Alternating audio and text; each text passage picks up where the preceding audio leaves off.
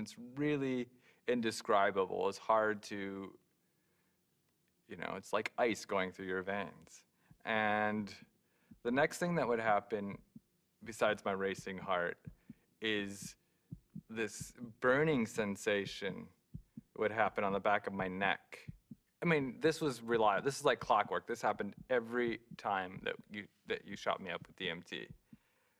And then there'd be a hum, and the hum would get louder and louder, and to the point where it broke apart everything that I was or knew.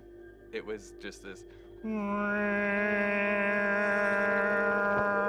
just got louder and louder until you just had to surrender to the sound.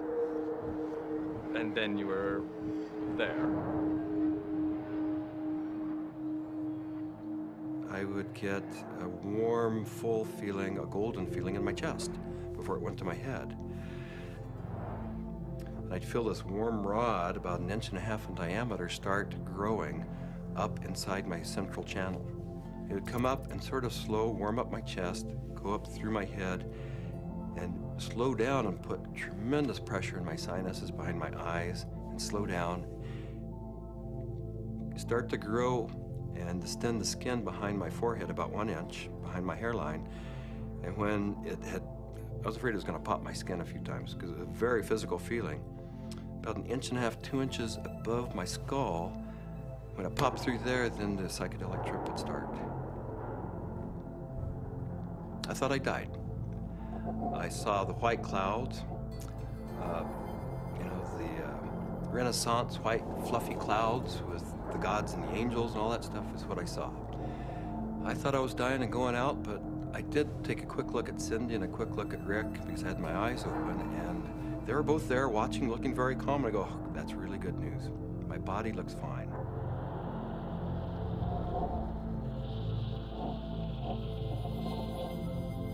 So I didn't know whether it was my birth I was re-experiencing, my death which was yet to come, because I know that time crumbles. The linearity of time is totally meaningless in these states. You are at the Godhead, the point where all time folds in on itself. More and more layers of my humanity start peeling off. Finally, the last, almost the last layer, and I can't even describe what it is, but you have, at some reaches way in there, there is like the last layer of that which defines you as a human being, and it goes, you are no longer a human being. In fact, you're no longer anything you can identify. There was no concept of time. It was so disorienting. I was so terrified. I have never in my entire life been so terrified to be blasted out of my body, to leave my body behind, to be going at warp speed backwards through my own DNA, out the other end, into the universe. And so I went right into this white light. As soon as I went into it, I lost any sense of being different, any sense of what I was doing, past, any sense of future.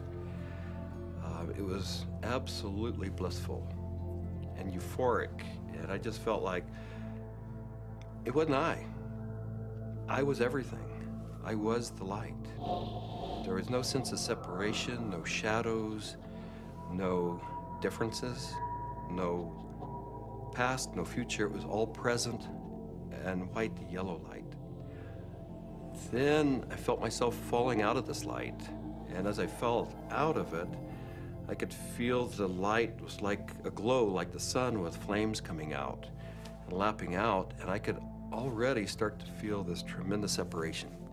I reached across, and it was suddenly I'm in the universe, in this huge void, with these beings on the other side, and I put out my hands, and this incredible rainbow of pink light went between me and these entities. And I was trying to make it be like a white light, but it was this incredible pink light, this energy of love this capacity of love that we as human beings have that I was trying to just send to them. This meteor-like trip through the infinite space of the interior consciousness is up pops the picture puzzle pattern door. And I'm now whizzing through this sucker like if it was nothing. It just, I'm flying through it. But now I know what the picture puzzle pattern door is. The picture puzzle pattern door is the farthest reaches of your humanity. This is the doorway into what defines you as a human being.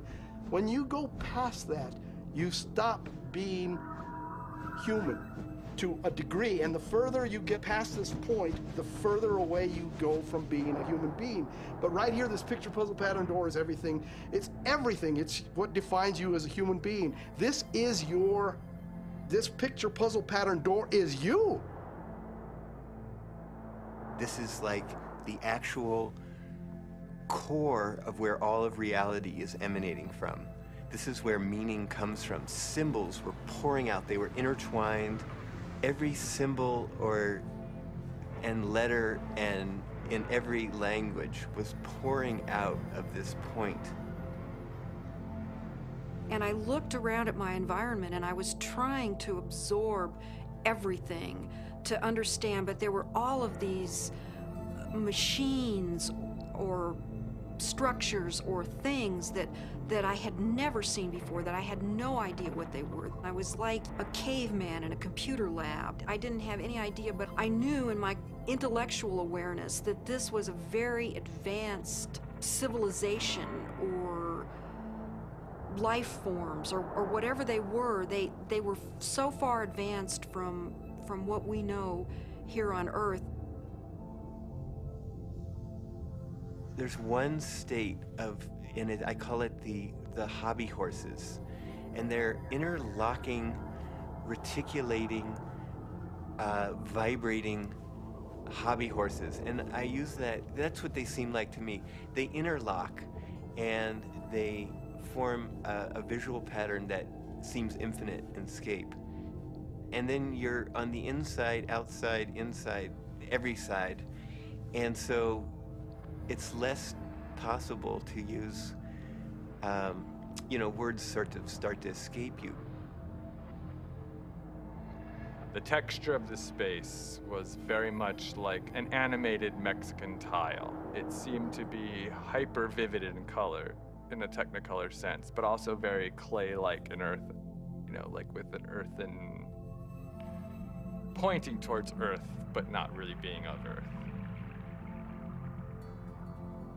And there was no I. There was just a sense of a witness being suspended in this incredible vaulted space, like a cathedral made out of stained glass of all imaginable colors, unbelievable brilliance and saturation of color. Just this amazing pattern in this dome, this gigantic dome. It felt like the size of a small planet. And there were these winged beings. I don't remember exactly what they looked, but were like angels, something like angels, that were majestically kind of flying through the space. But there was something about the quality of how they were flying that was unique. I'd never seen anything like it. It was like, I don't know, the sense of another realm that was there. My sense was at some point there was this implicit sense, this is the divine realm. This is the divine realm. And it was not like a thought, but it was like this implicit kind of grokking recognition. It was all very, very impersonal until I got to the space where I realized that I was in the area where souls await rebirth. And I was there, and I had been there so many times before. I recognized it, and this incredible transcendent peace came over me. I have never in my life ever felt such peace. Everything was stripped away. Every hope, every fear, every attachment to the material world was completely stripped out of me. I was free to just be the essence of a soul.